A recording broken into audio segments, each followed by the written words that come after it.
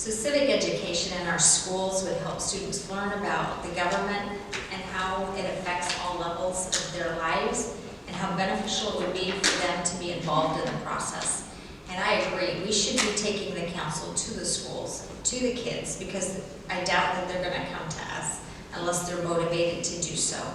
But we need to have their involvement so that they know how important government is in their lives. I know we do have the boards and commissions already having student positions, allowing for them to get involved in that way. Students need to know that they can speak out with different perspectives without fear of retribution, that they can ask questions, that they can express what they think and how they think that our government should be going without thinking that they might have, like I said, a retribution for that.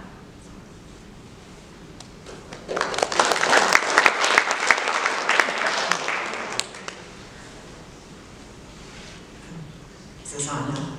Try and sit a little closer here. I've been working in public schools for 20 years, and I've often worked with the most disenfranchised or marginalized students in communities, and they've often sought me out. So I haven't just worked in Forest Grove, I've worked in a lot of different places. I'm nothing if not innovative and listening to youth, and what I hear from them time and time again is they need to feel their ideas are valued and heard, because often they tell us what they want, and then we do what we want anyway. That goes for civic engagement as well with our 20-somethings. Pacific University is a great place to start with that. A lot of the young people who move to Oregon and move to Forest Grove are going to stay. And we want them to be engaged, whether they grew up here or whether they're moving here. Our younger generations are smart, they're capable, they're empowered, they're paying attention, and they want to be part of the solution. They're already working on things that we're not even paying attention to. And as others have mentioned, there's student representation on different committees in town. We need more than one student to represent on each committee. Another idea, which is also said here, is to meet students where they are at. They are at the skate park, they are at schools. There's not a lot of other places for them to go right now, which I think we all would like to see change, but we have to go out where they are and talk to them about what they want.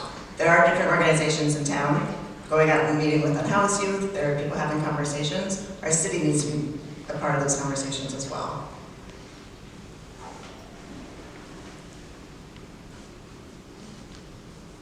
Another way that I have access to parents, to young people in Forest Grove, is a lot of the parents that I see now are starting to be younger than me, and they're coming up raising kids and very interested in what the future looks like for them. So really getting into our schools, where as a community center and community resource is important.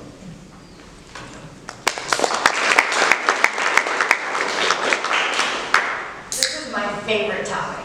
It's really encouraging to me to see so many people caring about the future of Forest Grove, our young people, and them participating. So I'm going to brag about the things that our youth are doing to participate with government. And the way we achieve that as a council is we listen to the kids. So when I was elected on council 8 years ago, there was a student liaison position, but they were not voting members. So they would come, give a report about what was happening at council, but they didn't get to vote on anything. So there was no student voice. So we had a subcommittee about boards and commissions, and we passed a resolution to let them vote 6 years ago. First win for students. Then we put it in the budget to send them to the NLC conference, letting them learn about young leadership, being engaged. It was at that conference with Mayor Truax in 2020 at Mitchell Ferris and Johanna Wing Peters, who will change the world, said, we need a Mayor's Youth Advisory. We need to meet together at school, 20 of us, however many we can get, and create policy. So they fought through COVID, through online meetings, and said, we're going to do this. They wrote their own bylaws. They contacted me, and last spring, right before Johanna graduated, the group of them got the proclamation from the Forest Grove City Council that we haven't done yet.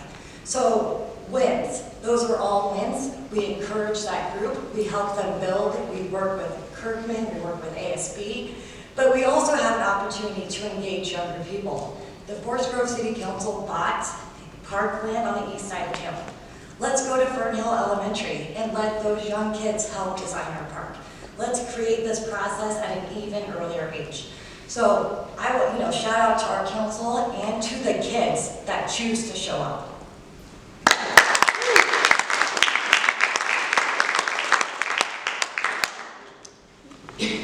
Boy, this is a topic that's easy for everybody to agree with. And it's an old cliche, it may be worn out, but it's still true nonetheless. Our youth are our future. There's no question in that. I have 10 grandchildren, and I am looking and watching them grow and have an impact in their schools and hopefully in the future with their cities. The youth's perspective needs a voice and needs to be heard, and their energy and vibrancy needs to be tapped into. We need to take advantage of all of that. There are a lot of programs in the schools and in some of the churches for the youth to be engaged in. But outside of those venues, there are limited opportunities, and often these opportunities are unattainable because of family finances, parental support, or even simply transportation. As a single dad, when I was a single dad, after-school programs were extremely critical to me being able to fulfill my children's needs and to watch out for them while I was still at work. One notable exception that I would like to highlight with regard to the city is our library and the teen section that the library has established for the teens. What a wonderful opportunity for the teens to engage in our library, and what a wonderful shout out. I agree with everyone about the mayoral youth council. We need to support that. We need to make sure that they're successful. We need to continue to recruit for members on that council as well as all of our other boards and commissions. I was a part of that subcommittee that Melinda was on with regard to increasing the opportunities for our youth, and I think it was a home run, a wonderful success. I do think, though, that we need to collaborate more with the school district and Pacific University to explore and create more opportunities for the youth, both college and high school, to participate in our community. Thank you.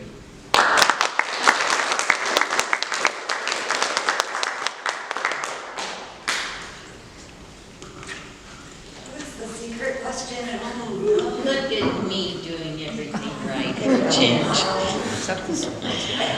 Okay, question 3 is our secret question, and we are only giving 1 minute to answer this question.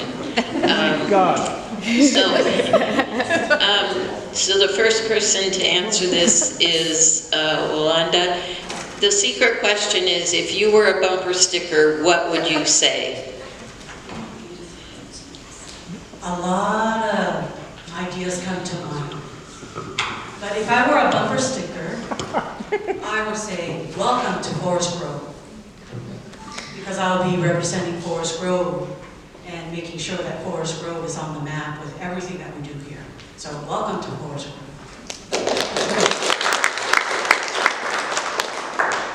So we're definitely a sports family in our household. There's a lot of different things that are going through my mind. But something that, ever since my boys were little and they were playing sports, and maybe some of you have seen, it was on Facebook, the coach is like rallying these little kids, and he tells them to be gooder.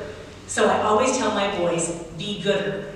Whether you're involved in athletics, so you're going out there, playing a sport, whether you're involved in community events, with your friends, be gooder. I think we always have an opportunity to put our best foot forward, and as a city council, we can do that by being gooder, right? It's not the proper English, I know. But I think that it gives us an opportunity to always see the best and strive for the best.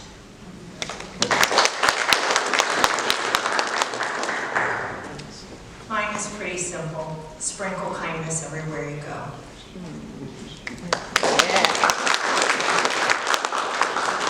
The first thing that popped into my mind was, don't worry, be happy. There's no sense in worrying about all the issues going on. We need to spread happiness and love around our communities and with our friends.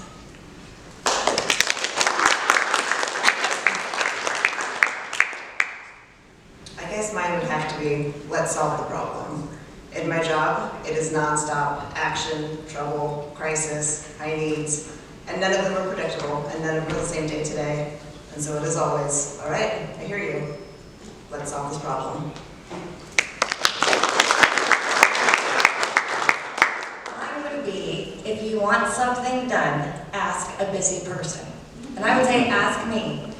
Time and time again, people are like, why are you doing this? You're so busy. And I have a very rich life, and I multitask, and I'm connected with so many members of the community because I'm busy, because I love to engage with my community, and I like to get things done. So that's my answer. Thank you. My answer's simple. I love Forest Grove. It's on my truck. You can see that back there. I love Forest Grove. It's my home. As I'll say later, I've traveled all over the world, and I chose Forest Grove to be my home. I've lived here longer than anywhere else in the world. You are all my neighbors. I take that seriously. I want to engage with you. I want to hear what you have to say, and I want to work with you to make Forest Grove a place that we all love and call home. Thank you. Yeah.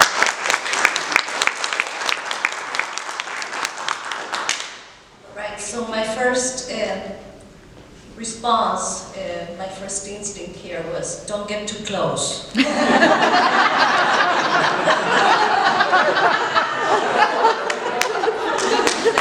slow track. So people run out of patience. But I think branch out in Forest Grove. I like that.